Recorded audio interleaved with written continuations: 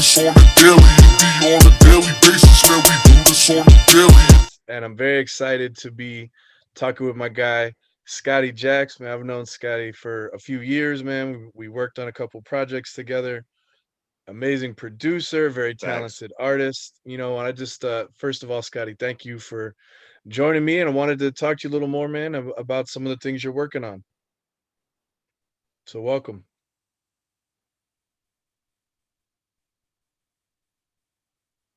Oh, so yeah, man, I'm happy to be a part of this. So, man, tell us just a little Can bit, you hear me? just how you got started. How did you start making music? Shoot, man, like honestly, I just come from a musical background. Like my mother, she studied a lot of classical music when she was in college. Okay. She won a statewide talent show, I believe, with violin or the cello, one of them. I think it might have been violin and piano. And Nice. then a friend of the family, he's like 10 years older than me. He was a DJ and he had a group called Trifecta, and he used to be in the record pools, and then he introduced me to it, and then finally I just kind of snowballed from there, and and I started off rapping, and then the record pool kind of came later because I got into the DJing with Mhm. the turntables and stuff, and then after that it was like beats from there on out. Oh man, and you've produced for some pretty big people too, man. Was it like Max B and you made some Yeah, tracks for? yeah, I produced Won't Go Back. It was on his mixtape Quarantine. It's funny. It's a funny story because like it's also known as Dapper Dan. That was on the $1 Million Baby 3 mixtape, I believe, Okay. hosted by DJ Lazy K. Shouts to Lazy K. They Yeah. really were like a prominent part in my, as far as like my music career, like just starting off, and they really helped me a lot over there. So yeah. Oh man, I know you've released a few projects since then, but most recently was Plan for Tomorrow 3. So talk to me a little about that album, man. What does it mean to you? What inspired that project? It's funny because the original Plan for Tomorrow, it was like back in 2009. I was going through like this transition in my life. Mhm. 5 years prior, in 2004 or around that time, I had dropped out of high school, and I kind of needed, that's like a critical decision. You kind of got to know what you're going to do after that. So Sure. I was like, I got a plan for tomorrow, and I think I might have heard like something like, I was trying to come up with an album name, or I'm sorry, a mixtape name for a project, and I saw something like Tomorrow or Strategize or something like that. It was like on a commercial. I was like, yo, that's dope. And I was like, Plan for Tomorrow, that's it. And then like years down the line, I did like a part two. This was actually pretty recent, maybe like 2018. Mhm. And no, I think it might have been, yeah, 2018, because it was like a 10-year anniversary type of deal. And then part three, it's funny because I was gonna leave it at part two at least for a while, and then I had these beats, and I was kind of in the state where I wasn't really like putting down anything lyrically, but afterwards I was like, these beats are dope. So I was like, I'm gonna just make a part three like for a trilogy type deal, and just came Nice. about. Nice, man. And it's a dope project. Man, I've loved not just working with you, but just listening, man. I bumped it a few times, but I understand that Wow. since then, man, you've had um I guess some interesting some some pretty wild things going on in your life since then, man. So what can you tell me about that? Yeah. Shoot, man. Like I know, last year, my father, him and I were real close. He passed Yeah. away. Oh man, I'm sorry to Um, hear that. yeah, thanks, man. On February 10th. So it's crazy, man, because like I remember walking into the hospital room, like I got a call from my brother, and I was like half asleep, and I just went to sleep, and he had called, my brother called, and it was like, because my father, he was already going through some things prior. He was in the hospital, Right. but I wasn't thinking nothing of it. I thought like, he's gonna come home. But my brother called. He was like, Sure. he didn't even say like, he's gonna pass, but he knew, and I knew because the tone in his voice. He was like, yeah, Scott, you just might want to come up to the hospital. And Mm. I knew right there. I was in bed, but I knew, and I just jumped up, put my clothes on, rushed to the ICU, and then I remember like just seeing my mom say like, "And you were the best," and I was like, it is just surreal, man. But my brother told me like probably I think it was like Thanksgiving. He was like, "Yeah, he's telling my mom like." She's telling him like, how are we going to break it to Scottie? Because I usually don't take things like that well. And Sure. they were just so surprised how strong I was. Me too. I think I know it was divine. Like I still don't believe like or understand how I was able to handle something like that, especially like just on the Yeah. spot. Like not to give myself credit or anything, but I'm actually grateful because it's so, it's like something other than myself that spawned Yeah. like such a responsibility, and just being able to basically man up, and it's I still can't believe it. Like even talking about it, like it's crazy, man. So with something as powerful as that, how does that affect your creativity? Some people, they just kind of as an escape, they want to just dive into their art. Did you like how did that affect your creative process? Well, it's funny because it really didn't change anything because I believe personally, like just knowing myself, I've always kind of been like, left of center. So, Hmm. s- being creative has always been like a part of me because it was Right. like a way to vent and kind of, just express myself in my own way. Cause and I bring that up because I did a mixtape called Prolific. I think it might have been right after or before Plan for Tomorrow too. And I put hit the as far as the cover, I put my father's picture on there, Mm. and it was like a black background with gold letters because he was an alpha. He was in the Okay. Phi Alpha fraternity. So it's kind of like a dedication to him. And then like the last song, it was a song called Mr. Jackson that I performed like I think it might have been like a week or two after he passed. And that song meant a lot because it was like the transition from, he in everybody's eyes, as far as people who knew our family and myself, like they knew him as Mr. Jackson. It was kind of like I'm Mr. Jackson now. You know what I'm saying? I gotta, Right. it's like I had no man up and carry that torch. And it's like it's hard to fill those shoes. I think I even mentioned that in the song, but yeah, man. And then even since then, man, like I think you said there was just like a tree that almost hit your house and just like some other things Oh going on. You hurt yeah, your finger and stuff too, man. Like you just had so many things thrown at you, man. yeah. Yeah, as far as the tree, as usual, I always got the headphones on, and it was like, Yep. yeah, it was like 10:30 at night, man, and I was playing the music loud through the headphones, and I actually heard it. Like, I was, um, I was listening to some music on YouTube, Yeah. and I just hear like this, like like those fighter jets you hear like that are real loud, like when they're like, Yes. like they go over your house. It sound like that, but it was quicker. It was like a spaceship passed by, and I'm like, what was that? So here's the funny thing about it. It was actually raining while I'm listening to music. It was raining that night. So I'm thinking, oh, it's thunder. And then something told me like just take the headphones off. So I took the headphones off, and I didn't hear any thunder for like I waited for a while. I heard the rain, but then I was like, let me go outside. And sure enough, it was like it had just missed the side of the garage. Like it was in between my neighbor's house and our house. And then but it fell on top of like this boat that my dad had.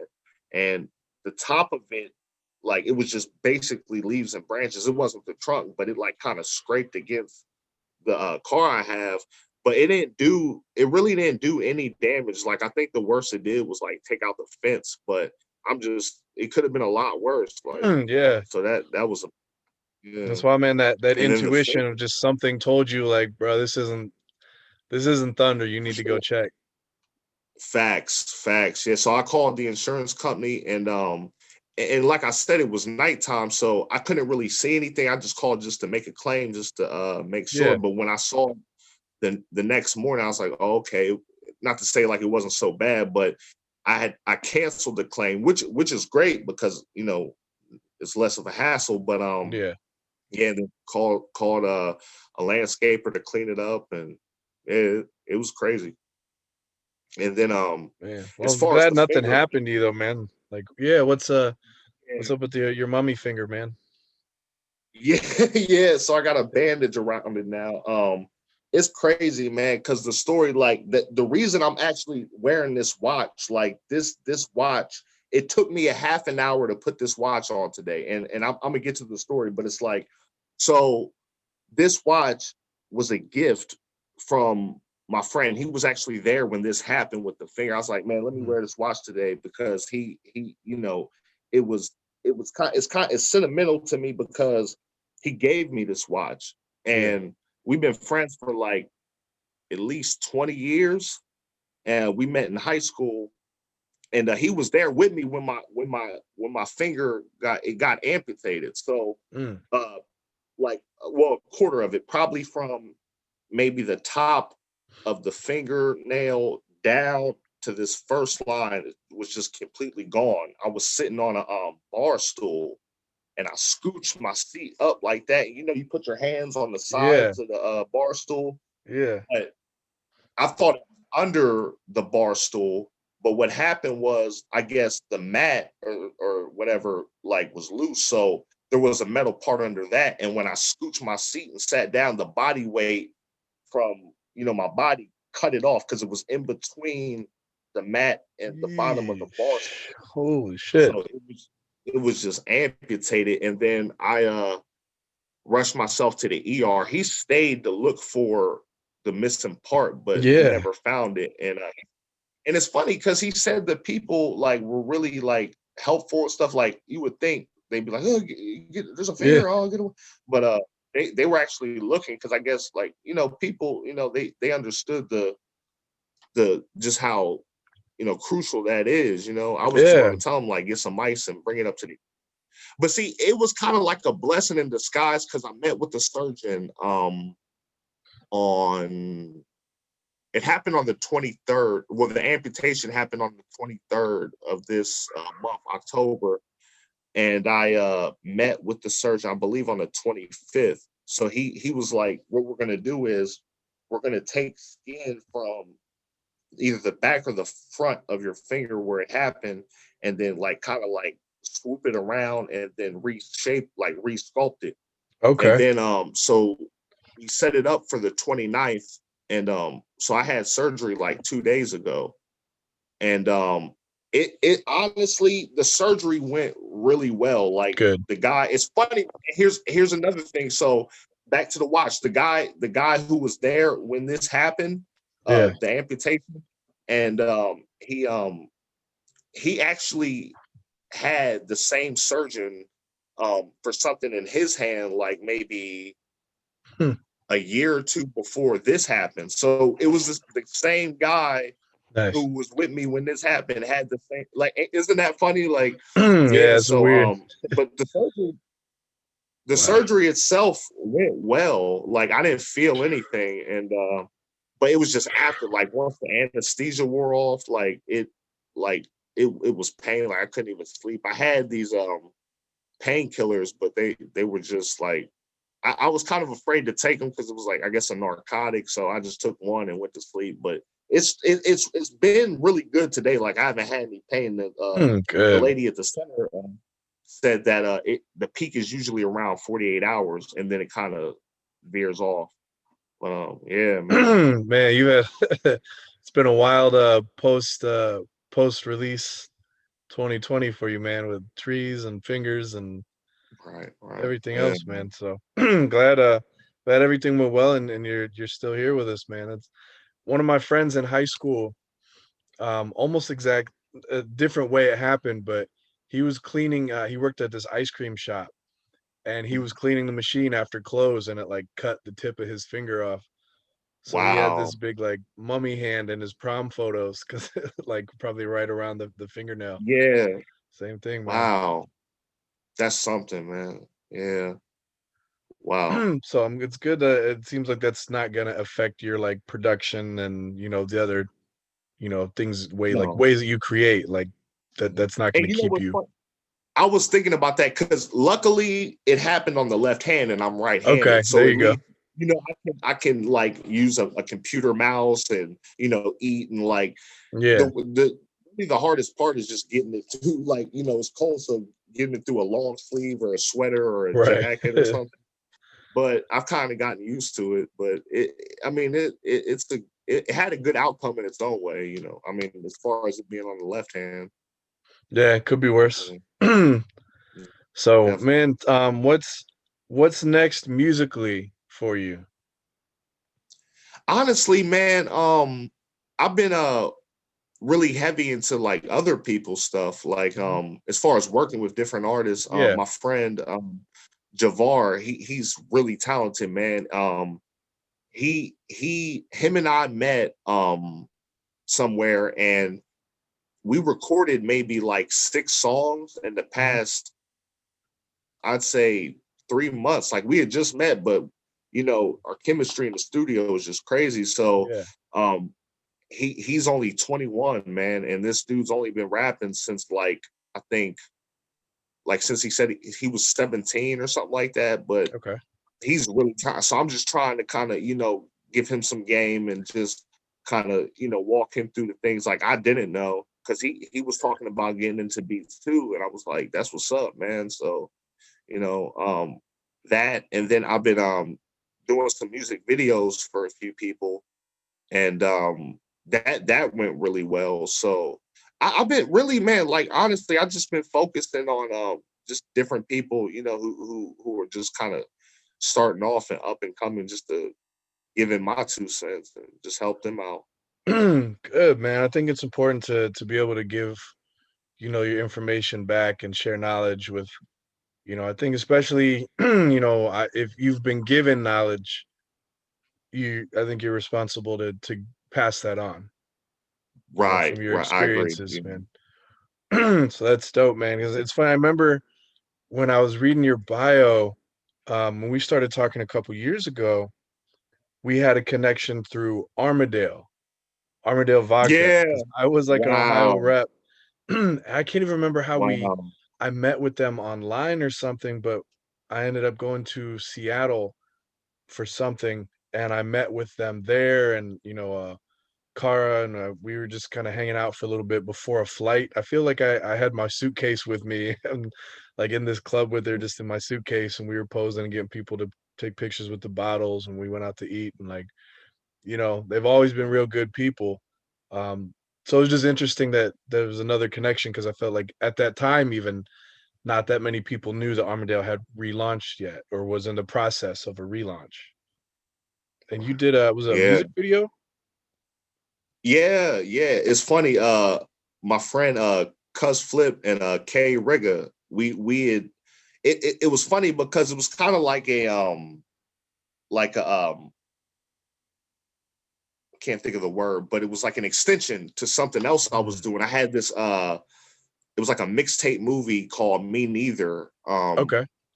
Kind of like Streets is Watching with Jay-Z. It was Yeah. like so at the end, the last music video, we were like, yo, we should do a song, called Armadale, because we knew we were really in there with you, as far as like we Mhm. appreciated everything you did for us. Like I remember because Trapaholics ended up hosting the song, Nice. and then we had it um premiered on this YouTube channel of a friend of mine, and it did like really well, and it had a great response.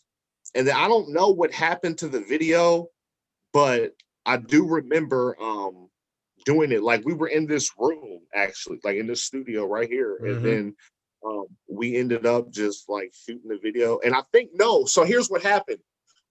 We had wrote. our verses on the spot. Like, so everything you see is like we were holding the paper, reading our lyrics. So it was like on the spot, and they just my two friends just did their verses. I did my verse, and Nice. yeah, it was crazy, man. That was a great day.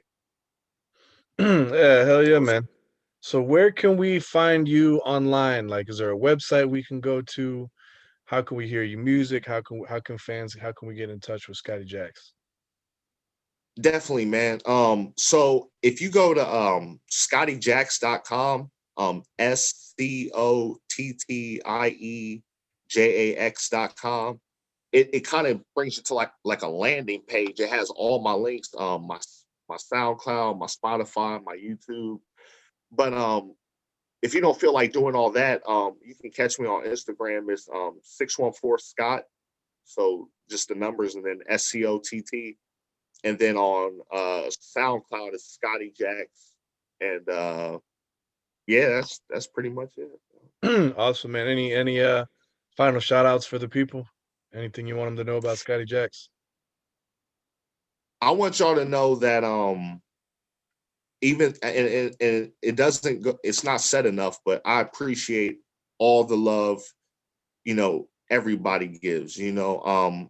I know it sounds cliche, but it really isn't. I mean, because that's what drives me to keep going personally. So whenever you guys, even if it's a dislike, I take it as constructive criticism, and I just appreciate all y'all for, whether it's day one, whether you just discover me, yesterday. I in a sense, I do this for y'all. So, and that's real, man. Awesome, man. Definitely always great like catching up with you, man. I always love hearing your stories, and it's inspiring too, man, to know some of the things you've been through and how you haven't let it, stop you from what you're called to do, man. I think that's awesome. So I Thanks, man. appreciate you, man. We'll be in touch, bro. Everyone check out Scottie Jax, Plan for Tomorrow 3. Stream it, Yes, buy it, and then go back and stream it again. So thank you, everybody. yes. Thank you. Do this on a daily, it be on a daily basis, man. We do this on a daily.